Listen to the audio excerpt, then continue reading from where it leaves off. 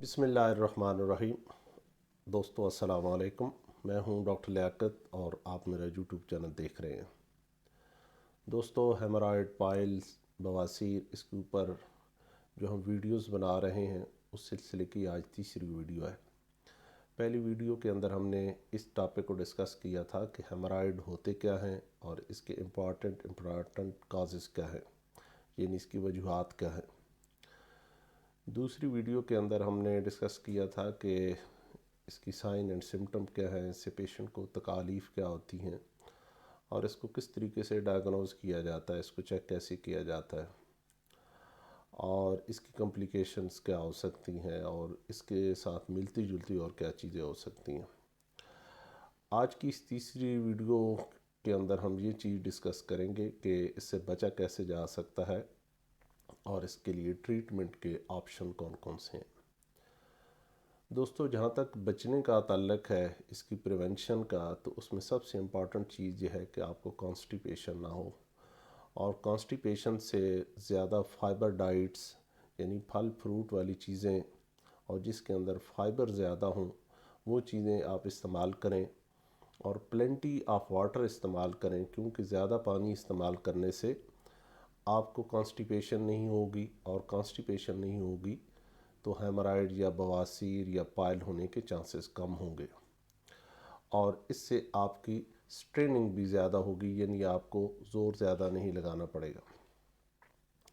ये तो थे इम्पॉर्टेंट वजूहात जिसकी वजह से आप हेमोरॉयड से बच सकते हैं।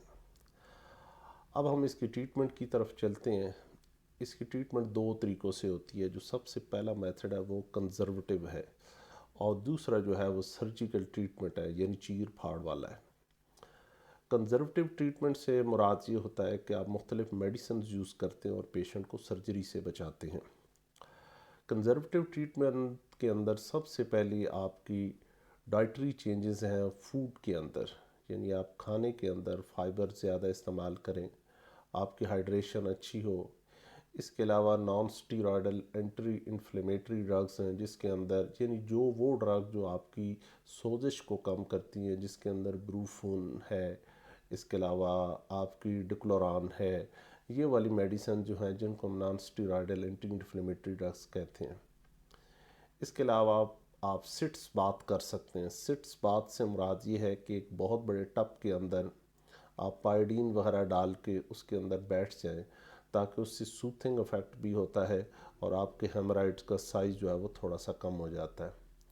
इसी तरह आप ट्रॉपिकल एजेंट्स लगा सकते हैं। ट्रॉपिकल एजेंट्स से मुराद ये है कि वो चीज़ें जो आप खाते नहीं हैं, जो आपकी जल्द के ऊपर या मेकोज़ा के ऊपर जो अप्लाई की जाती हैं, ऊपर लगाई जाती हैं, उनको ट्रॉपिकल एजेंट्स कहते हैं।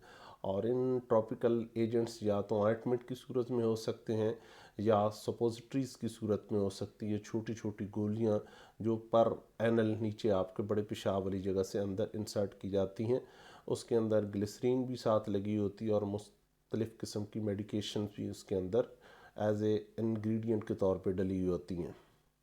इस तरह इस जगह को, ताकि ये जगह स्मूथ रहे, इसके लिए आप पेट्रोलियम जेली वगैरह भी इस्तेमाल कर सकते हैं।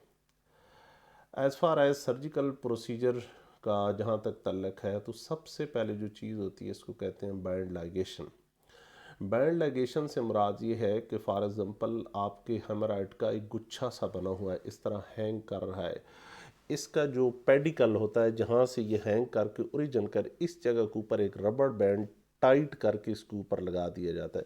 जब वो यहाँ से ज़ोर से इसको प्रेस कर लेता है तो इसकी जो खून की सप्लाई है, जो गुच्छा सा है, वो कम हो जाती है और 6-7 दिनों के बाद ये अगले वाला एरिया यहाँ से स्लफ ऑफ होके यहाँ से उतर जाता है और ये आगे से गिर जाता है।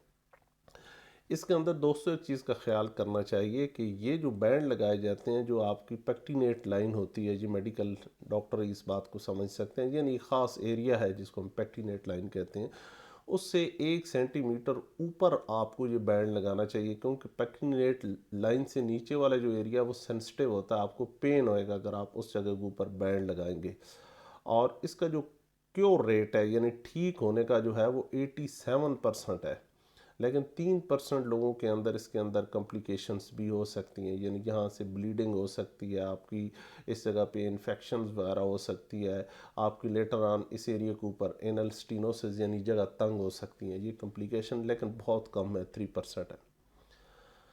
اس کو کہتے ہیں بینڈ لائگیشن۔ اس کے لیے ایک اسپیشل مشین ہوتی ہے جس کو ہیمرائڈل گن کہتے ہیں، یہ آپ سامنے پکچر میں دیکھ بھی سکتے ہیں۔ اس کی مدد سے آپ جو ہے نا وہ بینڈز کو پکڑ کے اور اس جگہ سے لائگیٹ کر دیتے ہیں، یعنی ان کا گلا گھونٹ دیتے ہیں۔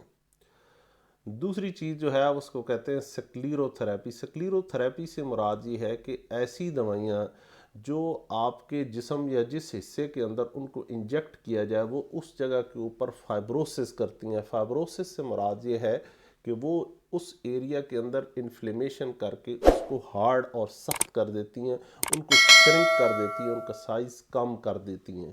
اس کے اندر جو سب سے امپورٹنٹ چیز استعمال کی جاتی ہے ہمارے پاکستان کے اندر وہ ہے فینول ان ایلمنڈ آئل، ٹھیک ہے نا۔ ان دونوں کو مکس کیا جاتا ہے اور وہ جو آپ کا ایریا ہینگ کر رہا ہے جہاں سے وہ ٹارچیوس آرٹیریو وینس ایریا نیچے ہینگ کر کے آیا ہوا ہے، اس کے سب میکوزا کے اندر جا کے یہ سبسٹانس انجیکٹ کیا جاتا ہے، وہ وہاں کے فائبروسس کرتا ہے اور لیٹر آن ان کا سائز جو ہے شرنک کر جاتا ہے، اور اس کا بھی سکسس ریٹ جو ہے وہ 70% تک ہے۔ تیسرا آپشن جو ہے جس کو کہتے ہیں کاٹرائزیشن۔ کاٹرائزیشن سے مراد یہ ہے کہ ہمارے پاس ایک اسپیشل قسم کی مشین ہوتی ہے جو بجلی کے اوپر چلتی ہے، اور جس ایریا کو ہم پکڑتے ہیں، پکڑنے کے بعد وہ ایریا برن ہو جاتا ہے یعنی کوآگولیٹ ہو جاتا ہے، اس کو کاٹری کہتے ہیں۔ تو اس ایریا کو پکڑ کے جو آپ کا نیچے گچھا سا آیا ہوا ہے آپ کی ہیمرائڈل وینز کا، جن کو ہم پائلز کہتے ہیں، ان کو پکڑ کے اس ایریا سے نیچے جلا دیا جاتا ہے۔ یہ الیکٹرو کاٹری سے بھی کیا جا سکتا ہے جس کی تصویر بھی آپ دیکھ سکتے ہیں، انفرا ریڈ ریڈیشن سے بھی ہو سکتا ہے، لیزر سرجری سے بھی ہو سکتا ہے، اور کرائیو تھراپی۔ کرائیو تھراپی سے مراد ہوتا ہے کہ کسی ایریا کو بہت زیادہ ٹھنڈا کیا جائے اور اس ٹھنڈک کی وجہ سے اس کے اندر جو ویسلز ہیں وہ کوآگولیٹ ہو جاتی ہیں، ان کا خون جم جاتا ہے، وہ ایریا ڈیڈ ہو جاتا ہے۔ اس کے بعد جو آخری آپشن ہے وہ ہے سرجری۔ سرجری مین سے مراد ہوتا ہے کہ کسی چیز کو ان ہیمرائڈ کو پکڑ کے کاٹ دینا، اس کو سرجری کہتے ہیں۔